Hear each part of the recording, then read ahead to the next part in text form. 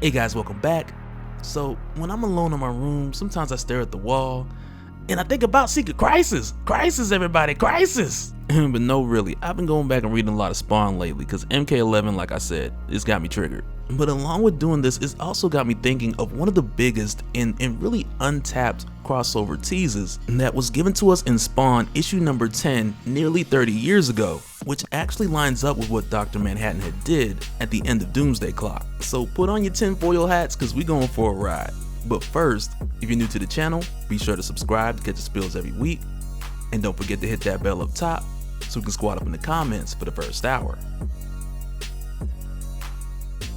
Alright, so to start this off, what I want to do is go in order of like the cause and effect of what I believe is the way that this could happen. So to do that, I want to start with the conclusion of Doomsday Clock and really just build this theory off of the groundwork which was laid by Dr. Manhattan. Because at the conclusion of Doomsday Clock, when Dr. Manhattan realized what he needed to do, which was reset the metaverse and essentially make everything start with Superman, not long after we had seen that his actions, they wouldn't only affect the DC universe, with some pretty clear hints at upcoming events, one of which being Secret Crisis, which is pretty much Secret Wars and any crisis, two names put together. But even with this happening and building up, it was still a result of him putting Superman first at the beginning of the metaverse, and with no matter how many times Superman's existence is attacked, he'll survive, and regardless of whatever change there may be, Superman would still be like that North Star. And so now keep that in mind because we're going to put a pin in that, because right now I want you to go back to that moment when Dr. Manhattan actually put all of this in motion. Because at that specific moment when everything had faded to black, also keep in mind that the way that Dr. Manhattan works, which could be kind of repetitive at times, but in this case it's a good thing. Because imagine for that moment in Doomsday Clock where everything had ended, that the Superman we see here fading away, that he had actually been done like the comedian, and when he faded away, he spent a large amount of time somewhere else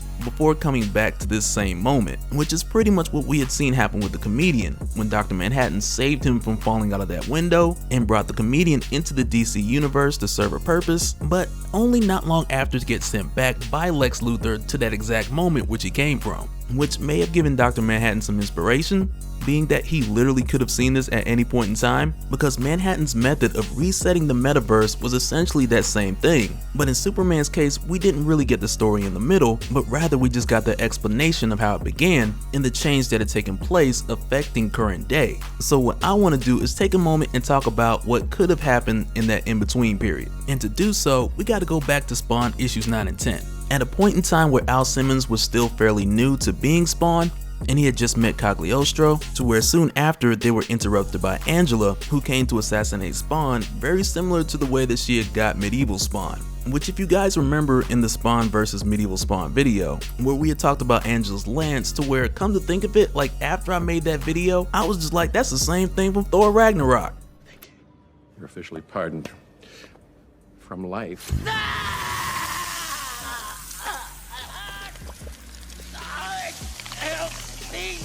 Oh my God! Because once contact is made at close range, you essentially have Hellspawn stew. But at the time, with Spawn averting this by jumping into his cowl and pulling Angela in, causing her to take a deep dive into his necroplasmic penance stare, this then caused her to leave like a bat out of hell, but with doing so also leaving her lance behind. And so in my opinion, what happens here is what could theoretically bring Spawn into the middle of all this. And it's kind of nuts how much sense it makes, because when Spawn pushes one of the buttons on Angela's lance, he's immediately beamed out of there, and this is where we pick up in Spawn issue number 10, which was literally titled Crossing Over. But the interesting thing to keep in mind here is when Spawn crosses over, throughout this entire experience, he's observing this with like two different consciousness. Because on one hand, there's a Spawn who remembers his life as Al Simmons, and he pretty much remembers everything from Spawn issue 1 through 9, but on the other hand, there's also a version of him experiencing this who's consciously further ahead and knows more than what this Spawn knows. And the way that this is happening is almost as if you're entering the mind of someone who has literally been given a brand new timeline. And while it's happening, it's almost as if two states of consciousness, to where one's before the change and one is after the change, they're both existing simultaneously.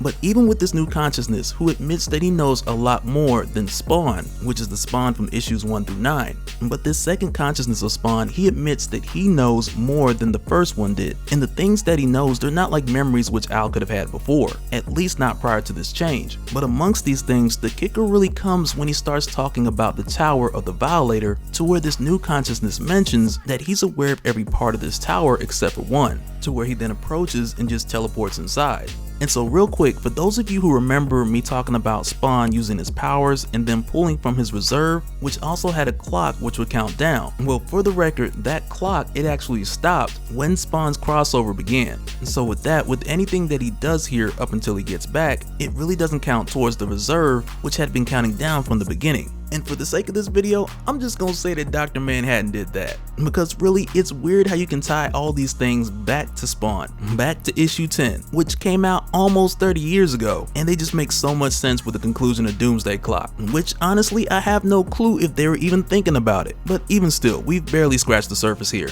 But here's the thing, because when Spawn enters the 7th level of the Violator's Tower, which neither versions of Spawn have been to, your former consciousness nor your new consciousness. But when he gets here, we also got to keep in mind, like, this was a story that was originally written by Dave Sim. And at the time where it depicted the state of the comic industry and the real life creators being separated from the characters who they created, or even the characters they've added onto or evolved. And that was the original depiction or purpose of this narrative within this issue. But also with this being done and specifically to tell that type of story, this is the part that really ties everything together. Because on one hand in this issue we have the creators on one side, which is essentially the versions of themselves trapped within this comic book reality, and on the other side the characters who they've created and evolved, who are trapped within their different comic book companies. And really for as long as comic books have been comic books, these heroes have been trapped in a place to where they've always undergone some sort of crisis or some sort of secret wars, which has constantly reset the reality and reboot everything in order to reboot a newer publication. And if you guys remember back when we talked about Doomsday Clock, that was the reason why I was mentioning that Dr. Manhattan, he changed the metaverse and not the multiverse. Because multiverses, they're always being destroyed, they're always starting over. But the metaverse, much like Manhattan explained throughout all of Doomsday Clock, it actually deals with publication, which in that case reaches across every comic book, which then reaches all publishers and all heroes. Which is why my theory goes into Dr. Manhattan sending Earth-Zero Superman here, to a place where the Watchmen, the Avengers, but even more importantly, the Star Child, the one who came first, the one who Spawn recognizes as the basis for all of the heroes, even himself, and that's none other than Superman. But check this out, to go even deeper into this deep theory of which I can't even see the top of where we began. Like, we that deep right now. But to take it a step further and say that this is the Superman who had just vanished from Dr. Manhattan at the conclusion of Doomsday Clock, and when Spawn approaches him, all he says is Doomsday. Like, how crazy would that be? But also with this, just going back and forth between what this issue was intended to be back then and what it could be today, because back then this was like the different heroes crying out to Spawn and essentially telling him to be over at Image Comics what they couldn't be over at their respective publications. Because even though Spawn wasn't like the first hero over at Image Comics, because before his release you already had Youngbloods and Savage Dragon, who were both heavily referred to in your early issues of Spawn. So it's not like when Image first came around, Spawn was like the first superhero. And matter of fact, I think Youngbloods came out before Image in like Megaton Comics or something.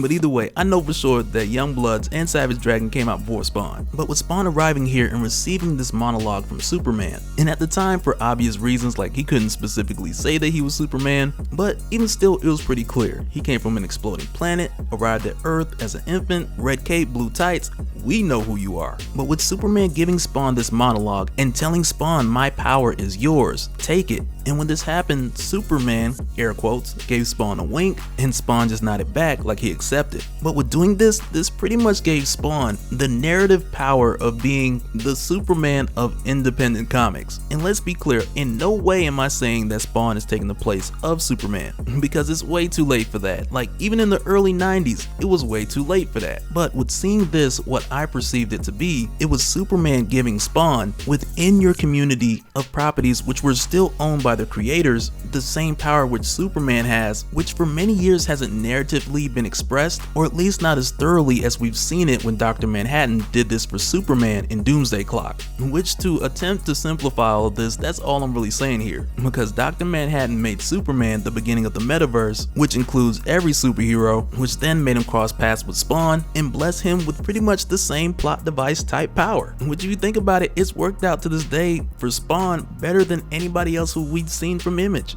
But I also wanted to add on here before I wrap it up, just another place here where we had seen DC recently give us a glimpse into different dimensions crossing over, back when we talked about everything with the World Forger, which reached through the 6th dimension, and it was at this time where we got a glimpse, much like Spawn issue number 10, when Mxyzptlk was going out of control warping reality, to where for a brief moment we got a glimpse into our reality, to where we had actually seen this issue being illustrated. And once again, just to be clear, I'm not saying that Scott Snyder even had this in mind when he wrote Justice League, but it's definitely an uncanny coincidence that could lead to a really good story, which could easily circle all the way back into the conclusion of Doomsday Clock, or even before then, because figuratively, if you pull somebody out of a single moment and put them right back in that moment, you got all the time in the world in between. But even with that, I have a couple ideas on how this could also lead into what's going on with Thor and what he had seen as far as the Black Winter and the Justice League rushing towards that Black Winter, but I'll save that for another video if you guys even want to hear what that is. But for the record, I'm hoping that Donny Cates with Thor, that his series doesn't directly go into it, because within the length of that series, I'd rather it just focus on Thor, Galactus, and Silver Surfer Black than anything else. And that way Secret Crisis can get all the attention it needs, all within its own series.